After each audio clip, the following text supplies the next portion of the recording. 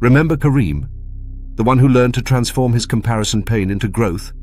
Well, 2 weeks after mastering his upward comparison triggers, something unexpected happened. He was scrolling through Facebook when he saw it. His high school classmate Jake had just posted about losing his job. Same age, same hometown, but Jake was now struggling while Kareem was thriving. For the first time in months, Kareem felt good, really good. Not because of his own success, but because of someone else's failure. His brain had just activated a different comparison system, one that's even more dangerous than the pain of upward comparison. What Kareem experienced wasn't confidence or gratitude. It was downward comparison. And it's one of the most seductive traps in human psychology. While upward comparison triggers our pain centers, downward comparison floods our brains with dopamine. It feels like success, but it's actually a psychological drug that keeps us stuck. But here's where Kareem's story reveals something crucial about human nature. His newly trained brain, the one that had learned to recognize comparison patterns, was about to discover why feeling superior is the most dangerous comparison trap of all. The experiment. Let's follow what happened next, because it reveals the hidden experiment your brain runs when it needs an ego boost. Cosmo, you seem different today. More confident? Kareem, yeah, actually I am. You know what?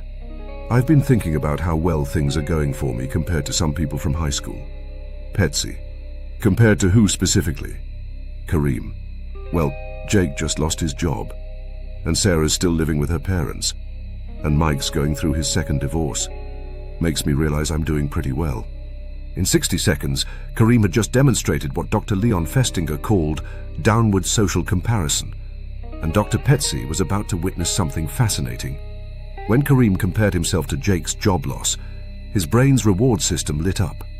Dopamine flooded his nucleus accumbens, the same region activated by addictive substances. But then, something unexpected happened.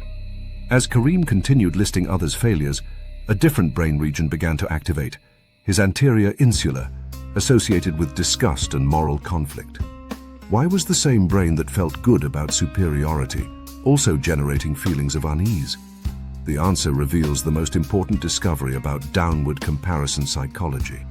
Kareem's thoughts. Wait, why am I feeling good about other people's pain?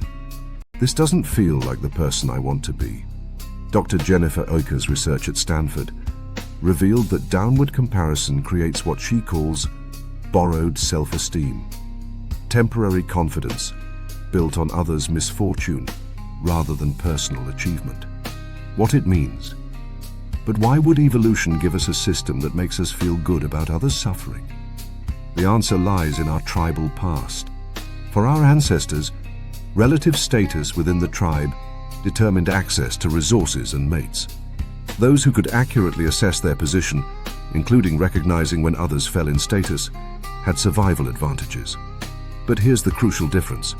Our ancestors' downward comparisons were based on direct competition for limited resources. Kareem's brain was getting a status boost from people who weren't even competing with him.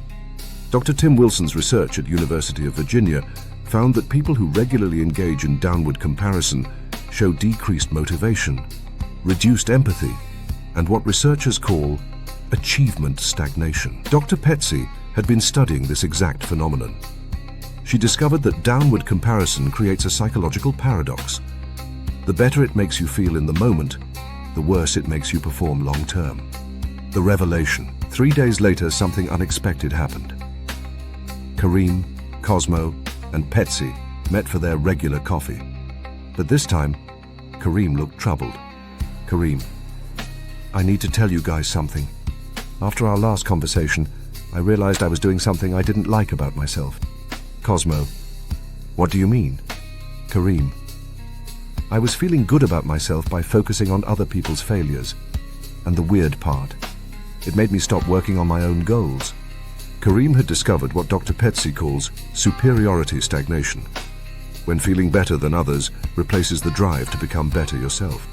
Kareem, I spent 3 days scrolling through social media looking for people doing worse than me instead of working on my presentation. It was like a drug. Petsi, that's exactly what my research shows.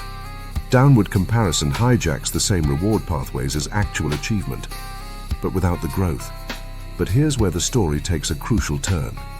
Cosmo had been struggling with his own superiority trap.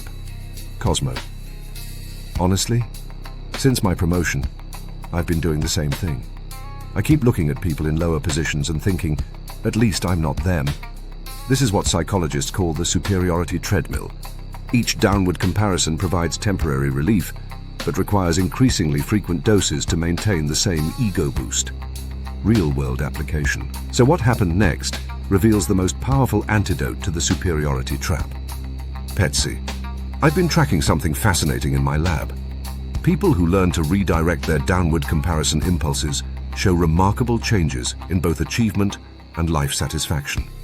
Dr. Petsi had discovered what she calls compassionate comparison, and it transforms superiority from a trap into genuine confidence. Instead of using others' struggles to feel better about himself, Kareem learned to use them as reminders of his own growth and gratitude. Kareem: when I saw Jake's post about losing his job, instead of thinking, I'm better than him, I thought, I'm grateful for my stability, and I wonder if there's a way I can help. But the real breakthrough came when they discovered the difference between superiority-based confidence and achievement-based confidence. Cosmo: what if instead of comparing down to feel better, we use that energy to compare up to our future selves?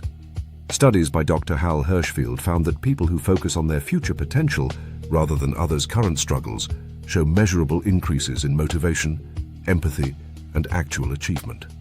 6 weeks later, something remarkable had happened. Kareem had completed his biggest project yet and received recognition from his company. Cosmo had started mentoring junior employees instead of looking down on them. And Petsi's research on superiority psychology had revealed a breakthrough. But here's the twist that changes everything. They still noticed when others were struggling. The difference was that downward comparison had become a trigger for gratitude and compassion rather than superiority. Kareem: I still see when people are having a hard time, but now I ask, how can this remind me to be grateful? How can I help? What can I learn about resilience? The ancient Greek philosopher Aristotle said, knowing yourself is the beginning of all wisdom, but maybe true wisdom isn't just knowing yourself. It's recognizing that your worth isn't determined by others' failures. When you recognize that every downward comparison is a choice point, you reclaim your power to decide, will this make me grateful, compassionate, or superior? Only one of these actually makes you stronger. Next time, we'll discover the people who seem immune to comparison altogether, and the surprising secret behind their unshakable confidence. We'll meet someone who learned that the only comparison that matters is with who you were yesterday.